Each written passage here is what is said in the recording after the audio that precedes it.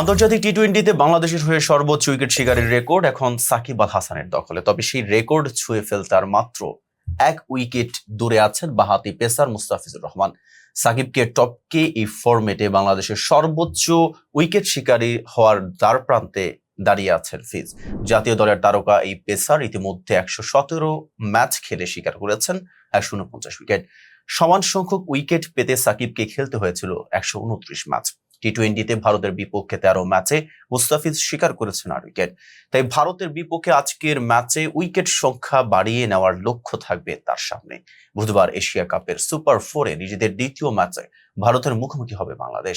এই ম্যাচেই মাত্র 1 উইকেট পেলে আন্তর্জাতিক টি-20-তে বাংলাদেশের হয়ে সর্বোচ্চ উইকেট শিকারের রেকর্ড গড়বেন মুস্তাফিজুর রহমান।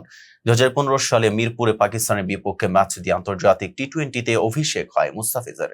অভিষেক ম্যাচেই 4 ওভার বল করে 20 রানে নেন 2 উইকেট। এরপর থেকেই হয়ে ওঠেন বাংলাদেশের পেস আক্রমণের গুরুত্বপূর্ণ ভরসা। এশিয়া কাপের সর্বশেষ 2 ম্যাচে 3টি করে মোট 6 উইকেট শিকার করে দুর্দান্ত ছন্দে আছেন তিনি।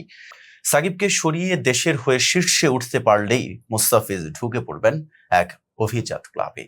বিশ্বের মাত্র 3 বোলারই আগে আন্তর্জাতিক টি-20-তে 150 উইকেটের মাইলফলক স্পর্শ করেছেন।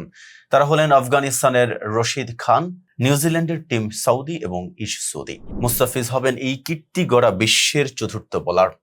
এতক্ষণ সাথে ছিলাম মেহেদী হাসান। ফেজ দ্য পিপলের সাথে থাকার জন্য ধন্যবাদ।